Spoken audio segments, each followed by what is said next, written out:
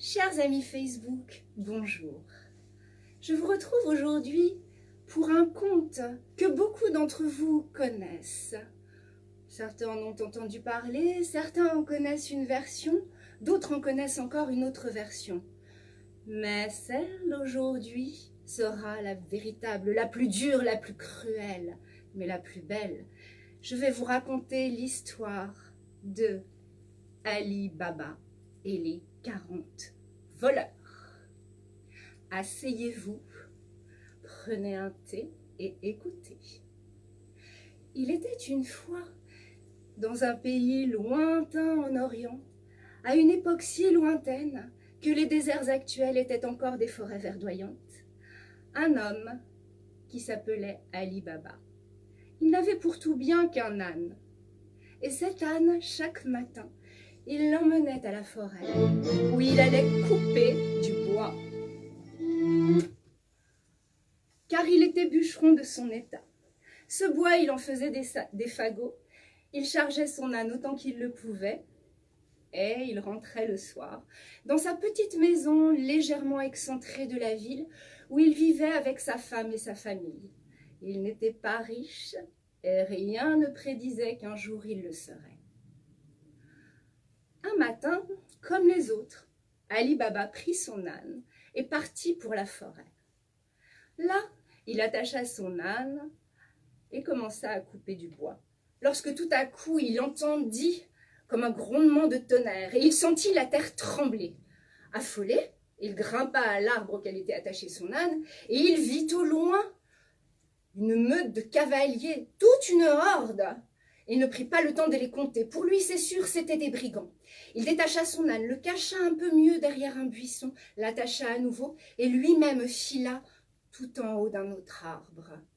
De là, il se fit tout petit et il commença de les compter. Ils étaient 40. Lorsqu'ils passèrent, l'arbre trembla et Ali Baba s'accrocha aux branches en priant pour qu'ils ne le vissent pas. Ils s'arrêtèrent plus loin, au pied de la montagne, devant une roche étrange qui avait toujours attiré l'attention d'Ali Baba. Il regarda avec attention. De là où il était, il ne pouvait voir leur visage. Mais il le vit faire un demi-cercle et l'un d'eux, qui semblait être le chef, se planta devant la roche et cria « Sésame, ouvre-toi » À ces mots, on entendit comme un tonnerre et la roche roula et s'ouvrit sur une caverne. Les brigands, qui étaient 40, s'y engouffrèrent un par un, avec leurs sacs emplis de biens qu'ils avaient volés auparavant. Ali Baba se faisait petit. Il se dit « J'attendrai qu'ils repartent. On ne sait jamais. Il peut en traîner un. Il peut encore y en avoir un qui arrive. » Il allait s'endormir lorsqu'il entendit les pas des brigands sortant de la caverne. Ils remontèrent en selle, sauf le chef, qui, avant de monter, se planta devant la porte, tenant la selle de son cheval, et dit « Sésame, ferme-toi » Et la caverne se referma dans un terrible grondement. Les hommes repartirent et à nouveau la terre trembla lorsqu'ils passèrent, et l'arbre trembla. Ali Baba s'accrocha. Il attendit un long moment. Il s'interrogeait. Que faire? Rentrer chez moi avec ce que je sais et rien dans mes mains? Ou bien, ils sont partis depuis longtemps maintenant et ils s'en vont loin, c'est sûr. Alors il décida d'aller devant la grotte. Il tremblait un peu. Il avait pris son âne avec lui. « Sésame, ouvre-toi » dit Ali Baba. Et à nouveau, énorme grondement, et la porte roula. Elle s'ouvrit devant lui. Il entra, regardant partout autour de lui. Et la porte se referma, comme elle l'avait fait auparavant. Il se retrouva seul dans cette immense caverne. Il mit du temps à habituer ses yeux à l'obscurité. Il y avait au loin un puits de lumière, un trou naturel de la roche. Et là, en s'approchant, il vit briller des objets merveilleux. Il vit des pièces d'or et des pièces d'argent. Il vit des armes rutilantes, des selles précieuses, des étoffes magnifiques, des jarres de vin précieux, des jarres d'huile, des merveilles. Ali Baba était époustouflé. Ma fortune est faite, se dit-il. Alors il prit les 2 sacs qu'il avait avec lui, chercha un coin reculé dans lequel personne n'allait, là où il y avait bien de la poussière. Il la poussa, remplit ses sacs de pièces d'or, autant qu'il put en porter et autant qu'il put en mettre sur son âne, remit un peu de poussière afin que personne ne se doute jamais qu'il était venu là. Il retourna à la porte, cria « Sésame, ouvre-toi » et la porte s'ouvrit. Soulagé, Ali Baba sortit. Il chargea son âne, se retourna et tenant, comme le bandit précédemment, son âne par la selle, « Sésame, ferme-toi » et il repartit dans la nuit et dans l'obscurité, car la nuit était tombée. Sa femme était inquiète. Elle avait couché ses enfants, elle avait dit à tout le monde de ne pas s'inquiéter, que tout était prévu, mais tout de même, Ali Baba jamais ne rentrait aussi tard que s'était-il passé. Elle le vit arriver, fourbu et affamé. Oh, « Mon homme, où étais-tu » ?»« Je vais te raconter, mais avant assieds-toi. Je vais te dire une histoire comme jamais tu n'aurais pu imaginer. » Il mangea et il but, puis il raconta tout à son épouse, qui lui dit « Mais fais voir !» Il apporta alors les sacs. Oh, elle n'avait jamais vu tant d'or, jamais, jamais de toute sa vie, de toute son existence, elle n'aurait pu imaginer avoir cela dans sa cuisine. Oh, Ali Baba, quelle merveille que cela, mais combien avons-nous? Ali Baba dit alors, peu importe combien nous avons bien assez, nous n'avons jamais eu autant. Oui, mais tout de même, j'aimerais bien savoir combien nous avons. Écoute, allons enterrer cet or et nous verrons plus tard. Pendant qu'ils enterraient l'or dans un jardin, en gardant un peu pour eux, pour leurs menues dépenses à venir, la femme d'Ali Baba réfléchissait. Avant de s'endormir, elle dit à son époux, « Vois-tu, j'ai une idée. J'ai dit que j'allais commencer à faire des gâteaux que je vendrais au marché. Demain, je passerai voir ton frère, Cassim. Il est revenu de sa tournée de marchand. Et maintenant, il est à sa boutique permanente. Alors, je vais aller lui demander, moi, un verre à mesurer. » Bon, Cassim utilise cela pour mesurer uniquement ce qui est précieux. Et alors, pour qui fait des gâteaux, la farine est précieuse, autant que je sache. Alors, qu'en dis-tu? Je pense que ce n'est pas une bonne idée, dit Ali Baba. Mais son épouse s'endormit sur cette idée et se réveilla le lendemain avec la même.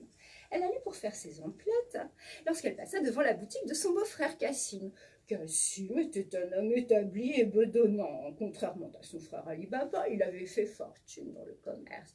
Il avait toujours à son flanc une bourse bien remplie qui établissait son statut de marchand. « Eh bien, ma belle-sœur, où allez-vous d'un si bon pas avec une si bonne mine ?»« Je vais au marché, mon beau-frère. »« Oh, dites-moi, j'ai soif, la route a été longue. Puis-je vous prendre un peu d'eau? »« Mais je t'en prie, va. » Elle alla prendre de l'eau et en revenant, elle vit un verre mesureur. Elle alla vers Cassim et lui dit, « Mon beau-frère, puis-je vous emprunter ce verre mesureur? »« Ah, celui-là, non, je vais t'en prêter un autre. »« Mais pourquoi as-tu besoin d'un verre mesureur, toi? Que vas-tu mesurer? »« Ah, de la farine. Ah, moi, je mesure des choses précieuses, de l'or, de l'argent. Et pour qui fait des gâteaux, la farine est précieuse. » Cassim rit. Mais tout de même, il trouvait cela étrange. Alors, il posa le premier verre, en prit un autre, prit un peu de miel et tapota le fond. D'un côté, puis de l'autre. Et il le tendit à sa belle-sœur en lui disant, « Tiens, mais s'il te plaît, rends-le-moi demain lorsque, après le marché, tu auras tout vendu et tu en auras acheté un pour toi. »« Avec plaisir, mon beau-frère, dit-elle, et elle s'en alla. Elle revint chez elle et dit à Ali Baba, « Ali Baba, mon bon ami, je sais exactement comment nous allons mesurer. » Il leur fallut des heures pour compter tout leur or, à petite mesure, et ils se virent si riches qu'ils en pleurèrent de joie. Cependant, La femme avait dit qu'elle ferait des gâteaux, et c'est ce qu'elle fit. Elle n'utilisa pas le verre mesureur. C'était son œil, sa balance, évidemment. Le lendemain, elle partit avec ses gâteaux, le verre mesureur de son beau-frère, et s'en alla à la ville. Elle vendit ses gâteaux, acheta un verre mesureur, repassa devant la boutique et dit à son beau-frère « Tenez, mon beau-frère, voici votre verre mesureur, je vous remercie, il m'a porté chance, j'ai vendu tous mes gâteaux. J'en suis fort heureux, ma belle-sœur. Passez une bonne journée, passez le bonjour à mon frère. » Il attendit qu'elle fût partie, et il regarda sous le verre, et dans le verre, et il restait non pas de la farine, non pas de la poussière, non pas du sucre, mais de l'or. Cassim se dit très bien. Elle m'a donc menti. D'où peut venir leur or? Je vais attendre un peu, peut-être n'y en a-t-il pas tant que cela. Mais tout de même, pour qu'on me demande un verre mesureur, je vais suivre l'affaire. Ali Baba faisait profil bas. Il achetait peu à peu des choses. Et son frère Cassim observait les va-et-vient. Au bout de quelques semaines, il se décida à rendre visite à son frère. Il arriva chez lui, Ali Baba l'accueillit comme un roi. Et Cassim regarda tout autour de lui, tout ce qui avait changé. Un nouveau canapé, un nouveau chandelier. Et ma belle-sœur, où fait-elle ses gâteaux?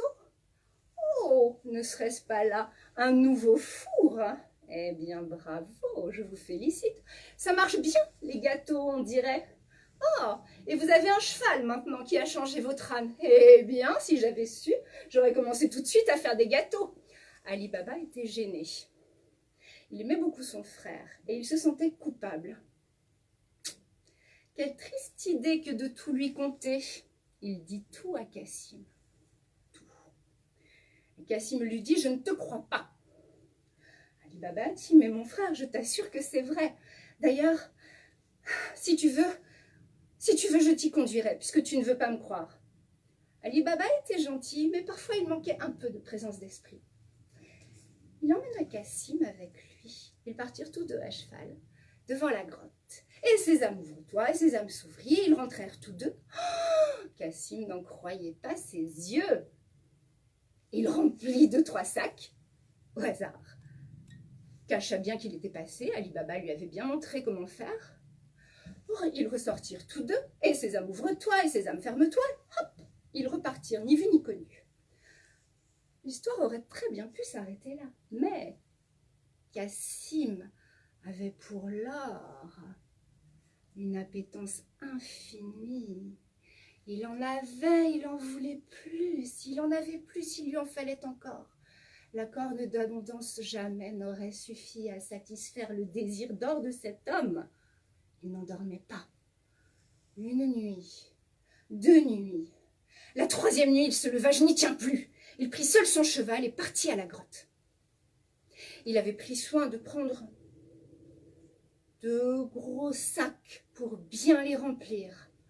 Pour une première fois, il arriva, « Sésame, ouvre-toi » et la porte s'ouvrit. En revoyant toutes ces merveilles, Cassim, qui n'avait pas dormi depuis 2 ou 3 nuits, crut devenir fou. Il courait d'un côté, il prenait un objet, il recourait de l'autre et en prenait encore. Et il dansait seul au milieu, il se roula dans des pièces d'or. Il se roula dans un sable fait de bijoux et de perles.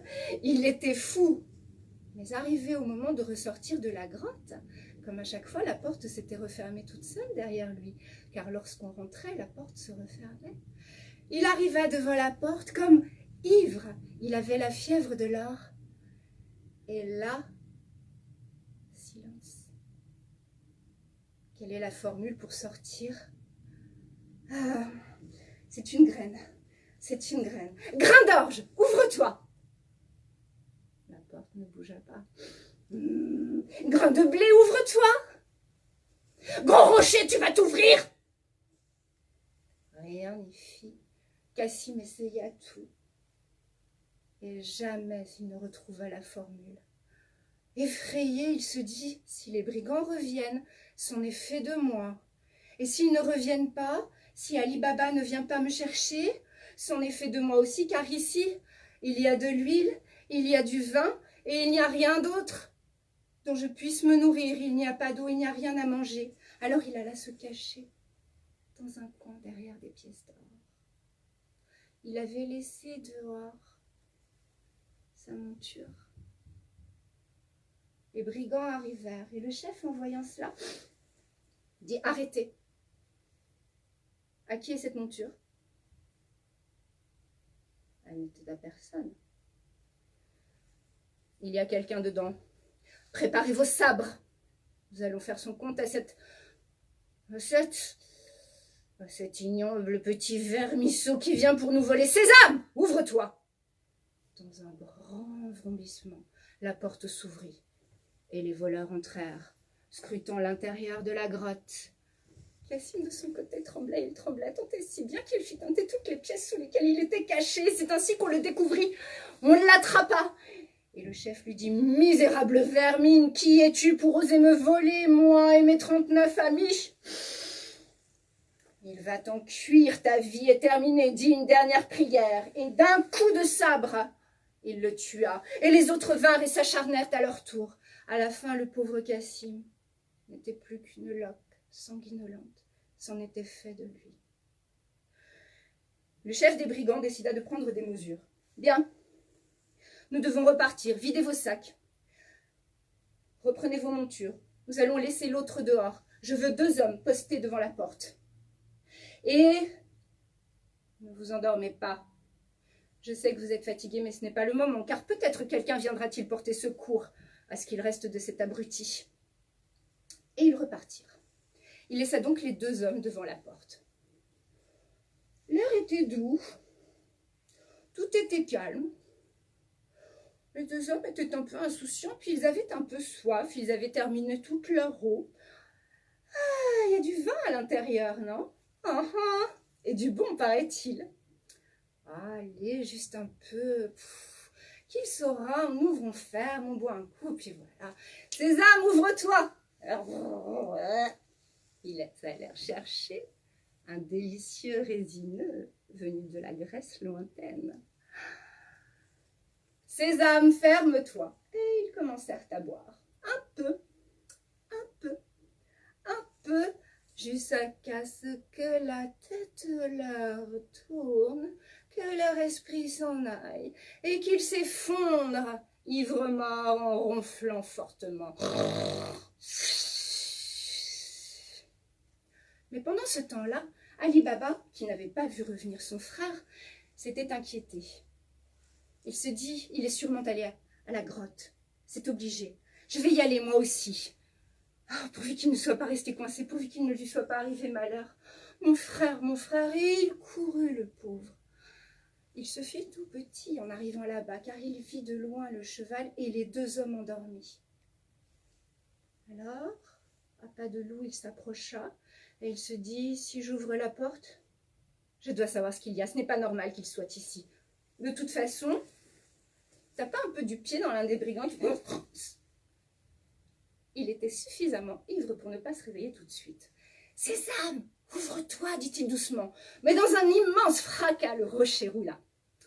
Alors il rentra et... « Oh, mon frère ! Mon frère !» Il ne restait plus de Cassim que quelques loques sanguinolentes. Alors il les prit dans ses bras. Il les chargea sur son cheval. Il prit le cheval de son frère et rentra jusque chez lui. Il annonça la triste nouvelle à sa femme. Il fallait l'enterrer vite, dans l'honneur, mais vite. Il fallait cacher aussi la façon dont il était mort. On dirait qu'il était mort d'une crise dans son sommeil. On l'enveloppa de linge et de linge et de linge afin qu'on ne vît pas le sang. Et on l'enterra ainsi. Ali Baba garda le deuil longtemps, mais la vie continue. Et il commença à dépenser peu à peu l'argent et l'or qu'il avait pris. Et le voleur, et le voleur en rentrant, le chef des brigands. Que vit-il? Il vit qu'il n'y avait plus de cheval. Il vit 2 hommes, ivres morts. Il les secoua. Où est le cheval? Où est le cheval? Il n'a pas de cheval. Les pauvres. En 2 temps 3 mouvements, ils ne furent plus que quelques pièces tailladées. C'était fini. Je ferai de même avec quiconque osera me désobéir. Quelqu'un veut élever la voix? Les brigands se turent. Quelqu'un veut dire quelque chose? Je vous rappelle que nous sommes tous ensemble. Nous mourrons tous ensemble, nous vivons tous ensemble. Mais nous ne trahissons pas. Sésame, ouvre-toi. Dans un vrombissement, la porte s'ouvrit. Regardez! Il a disparu. Il n'est plus là. Et s'il n'est plus là, c'est que quelqu'un est venu le chercher. Il a donc des complices? J'en aurai le cœur net. Alors, il décida de se grimer, de se maquiller pour qu'on ne le reconnaisse pas, de s'habiller en étranger, et il partit à la ville. Il cherchait quelqu'un qui paierait avec de l'or, quelqu'un qui aurait l'air d'un parvenu, quelqu'un que l'on traiterait d'une façon un peu différente parce qu'il serait devenu riche. Il alla au marché et vit justement Ali Baba. Ali Baba, oh, Ali Baba, tout le monde aimait Ali Baba. Ali Baba, Monseigneur, qu'est-ce que ce sera pour vous aujourd'hui? Oh, Ali Baba, décidément, les gâteaux de votre femme vous ont donné fortune. Et puis l'héritage de son frère Cassim aussi. Et Ali Baba payait avec de l'or. Ali Baba portait de beaux vêtements, de plus en plus beaux. L'homme se renseigna et il apprit que Ali Baba avait perdu un frère qu'on avait enterré bien vite. La chaleur, paraît-il, que personne n'avait vu le corps, que la famille était éplorée. Je tiens mon âme, se dit-il. Il revint au marché la semaine d'après. Ali Baba avait besoin de personnel. Ali Baba se dirigea, comme c'était courant à l'époque, vers le marché aux esclaves, car il avait besoin d'une servante. Son choix se porta sur une jeune femme qui avait l'air assez dégourdie, qui était plutôt jolie, qui semblait en bonne santé. Comment s'appelle-t-elle? Elle s'appelle Morgiana. Tu en seras satisfait, Ali Baba. Et que vaut-elle? Elle vaut son petit prix. La négociation faite, il partit avec la jeune femme. Le brigand le suivait, car il voulait repérer la maison. Morgiana trouvait que son nouveau maître, finalement, n'avait pas l'air si mauvais que cela. Peut-être elle avait de la chance d'aller travailler dans sa maison. Elle avait l'esprit vif et elle regardait tout autour d'elle. Elle ne mit pas longtemps à repérer cet homme qui les suivait. Mais elle ne dit rien. Elle n'avait pas été présentée à la famille, elle ne savait pas de quoi il retournait. Ali Baba et elle rentrèrent à la maison. Elle y fit connaissance avec la famille et avec le fils d'Ali Baba, qui était charmant et qui la trouva charmante. Mais au moment de fermer la porte, elle se retourna et elle vit l'homme passer, celui qui les suivait depuis le marché.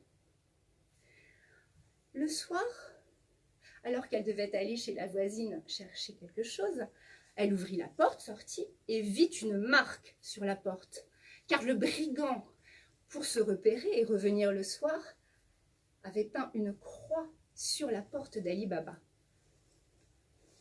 Morgiana se dit, je connais ces procédés. Je connais ces procédés, c'est ce que faisaient les brigands lorsque j'étais petite par chez moi.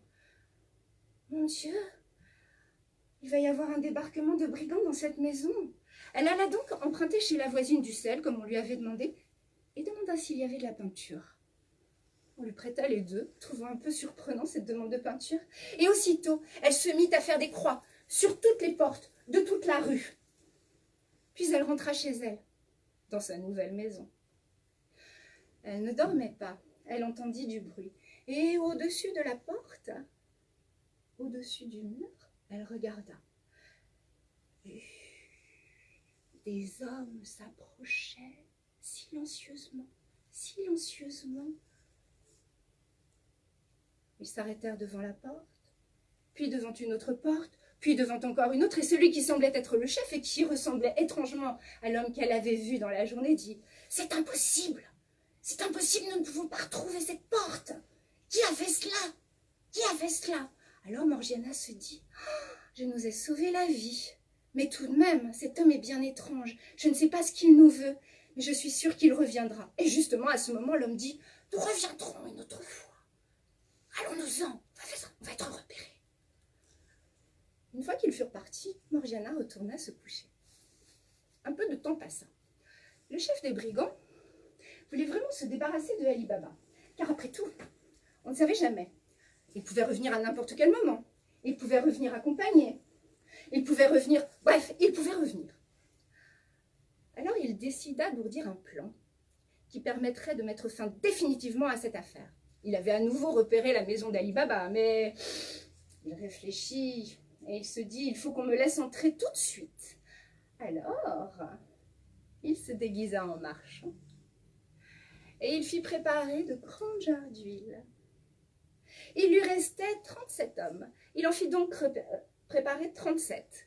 Et dans chaque jarre se cacha un homme. Lui arriva et il vint se présenter à la maison d'Ali Baba. « Oh, Ali Baba !»« Bonjour, mon ami. » Il fut présenté au maître de maison. « Je suis un marchand. J'ai fait de longues routes avant d'arriver jusqu'à toi. On m'a dit le plus grand bien de toi. Tu es, paraît-il, un commerçant florissant. Je souhaiterais faire affaire avec toi. » Ali Baba voyait des gens comme ça tous les jours. « Mais bien sûr, mon ami. Viens donc. Veux-tu rester ce soir chez moi? Tu iras placer à l'écurie tes jarres, tes chevaux, tout le reste, et tu seras mon hôte. » L'homme était ravi. Morgiana, quant à elle, était toujours là. Et elle repéra l'homme. Car maintenant, à chaque fois que se présentait un visiteur, il s'en présentait. Il s'en présentait beaucoup. Elle regardait si par hasard ce ne serait pas le brigand qui avait fait la croix sur la porte. Elle le reconnut et se dit, il est près de mon maître, mais c'est étrange tout de même, tous ces chevaux avec ces jarres. Alors, quand le dîner fut servi, elle sortit discrètement et alla à l'étable avec quelques servantes de ses amies. Chut. Elles entrèrent dans l'étable et attendirent. Elles ne furent pas longues à entendre des voix. « J'en peux plus, j'ai chaud. On t'a dit de te taire. J'en peux plus, je vous dis, j'ai chaud. Ça suffit. Si tu l'ouvres encore, c'est moi qui viens de découper en morceaux. Il a dit qu'il nous tuerait tous et tu sais bien qu'il en est capable. Ah, tais-toi. Il est tard, je sais pas, mais tais-toi. Et que je vous entende plus, sinon c'est moi qui sors. » Les jarres parlaient. Dans chaque jarre, il y avait donc un homme. Morgiana et les servantes, auxquelles elle expliqua ce dont il retournait, décidèrent qu'elles allaient faire chauffer de l'eau, de l'huile, tout ce qu'elles trouveraient de liquide, et le transvaser dans les jarres. Elles arrivèrent bien chargées, bien chargées. Rapidement ouvrirent la première et fouf, le premier n'eut pas le temps de dire quoi que ce soit. Et de toute façon, il n'aurait rien dit, par peur de se faire découper en petits morceaux. Et elles firent ainsi pour chacune des jarres. Il ne restait plus un brigand vivant, sauf celui qui était avec Ali Baba. Il avait été traité comme un roi et allait se coucher. Il prit congé de tout le monde et fit mine de partir. Mais il se rendit à l'étable. « Hé, ça y est, sortez. Oh, c'est l'heure. Qu'est-ce qui leur arrive? » Il tapa sur une des jarres et sentit qu'elle sonnait étrangement. Il ouvrit. Il découvrit avec horreur l'un de ces hommes noyés et bouillantés, puis l'autre. Il ne restait plus personne. Le brigand s'enfuit. Complètement perturbé, ivre de rage, il aurait pu décider, s'il avait été sage, d'aller à la caverne, d'y prendre ce qu'il lui fallait, et de partir au loin, d'oublier Ali Baba, de refaire fortune. Mais, aveuglé par la vengeance, il décida de n'en pas rester là, et il jura de se venger de cet Ali Baba. Il prit son temps pour dire son plan, et il se dit, j'ai voulu y aller avec mes hommes et rentrer par la force. J'ai perdu la maison à cause de toutes ces croix. J'y suis allé avec tous mes hommes et j'ai voulu être patient et agir avec eux. Ils sont tous morts. Il faudra donc que j'y aille seul et que je m'occupe personnellement et directement d'Ali Baba. Il laissa passer un peu de temps, préparant sa vengeance, laissant pousser barbe et moustache, laissant pousser ses cheveux. Il teignit sa peau avec du henné pour paraître plus sombre. Et il s'habilla en riche marchand étranger. Il vint avec fort peu de choses, vraiment fort peu. Il frappa à la porte d'Ali Baba et dit « Oh, oh! Y a-t-il quelqu'un? Est-ce là qu'habite le grand Ali Baba? Celui qui a réussi à marier toutes ses filles bien dotées, l'ancien bûcheron devenu commerçant? Oh, oh, est-ce là qu'habite le grand Ali Baba ?» À ces mots, une servante accourut qui n'était pas Morgiana. Et elle dit « Mais que lui voulez-vous donc? Ali Baba est très occupé, vous savez, il a beaucoup de demandes. Hein? Oui, il est extrêmement demandé, vraiment, vraiment beaucoup. Dites-lui, et il sortit de son sac des étoffes merveilleuses. Je viens, dit-il, de la route de la soie. J'apporte des biens précieux, des beautés rares. Tenez, j'en fais cadeau aux femmes de la maison. Pourriez-vous, je vous prie, quérir votre maître? Oh, ravie, la femme alla prévenir Ali Baba. Voyant la beauté des étoffes, Ali Baba décida d'en offrir immédiatement une à sa femme, d'en faire parvenir à ses filles et d'en offrir à Morgiana, car il s'était bien aperçu que Morgiana pourrait fort bien s'assortir avec son fils, qui la trouvait très à son goût. Voyant l'étoffe, Morgiana fut ravie. Oh, quelle merveille! Jamais on lui avait fait un tel présent. Quelle beauté! Mais qui donc a donné cela? C'est un marchand, lui dit-on. Il vient d'arriver de loin. Veux-tu le voir? Alors, Morgiana dit bien sûr, je veux le voir, comme chacun des visiteurs qui vient ici. On la ramena, l'homme était au salon. Elle se posta derrière un moucharabier. C'était un paravent ouvragé. Et elle regarda à travers les trous. Elle réfléchit longtemps et elle l'observa bien. Il avait bien changé. Mais à la voix, elle reconnut le chef des brigands. Oh, elle dut s'asseoir. Il était là. Il était revenu. Par 2 fois déjà, elle avait déjoué ses plans. Il lui avait fallu tuer. Qu'allait-elle faire maintenant? Il était là tout près d'Ali Baba et du fils d'Ali Baba, son bien-aimé. Alors, Morgiana dit « Quelle merveille que ces étoffes! Voilà un grand marchand. Imaginons, chef des servantes, dites-moi, imaginons que nous lui fassions un grand dîner avec des musiciens. Qu'en diriez-vous? Une belle fête. Et pour le remercier, car on ne m'a jamais fait un tel présent, je voudrais danser. Mais s'il vous plaît, ne l'annoncez pas. Faites venir les musiciens, faites une belle fête.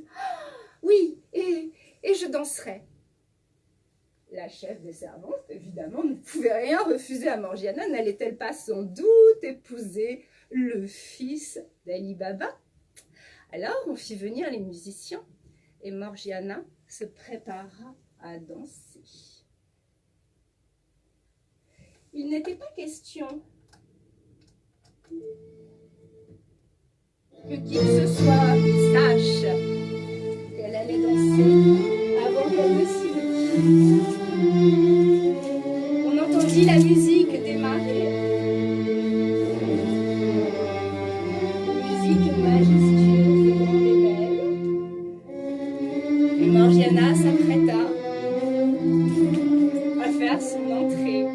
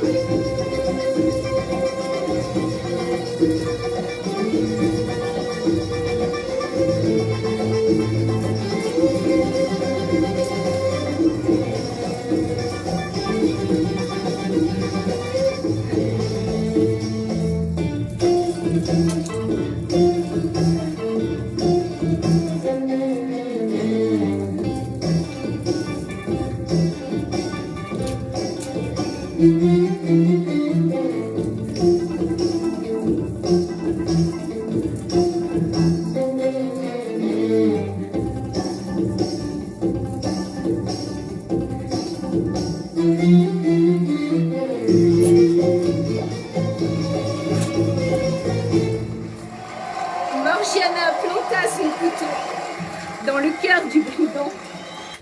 Une immense clameur se fit entendre. « Mais qu'a-t-elle fait? Arrêtez cette femme, ses mains sont pleines de sang. » Alors, Morgiana raconta tout. Tout. Le marchand qui les avait suivis dès le jour où on l'avait acheté. La porte sur laquelle elle avait fait les croix et même les jarres, elle avoua tout. Ali Baba se rendit compte de son aveuglement. Il remercia la jeune femme et dit à son fils « Tu seras bien heureux d'avoir une telle épouse. » C'est ainsi que l'on maria Morgiana et le fils d'Ali Baba, qui vécurent heureux durant de longues années et racontèrent à leurs enfants, puis leurs petits-enfants, la merveilleuse histoire d'Ali Baba. Mon conte est fini et je vous retrouve la semaine prochaine pour une nouvelle histoire.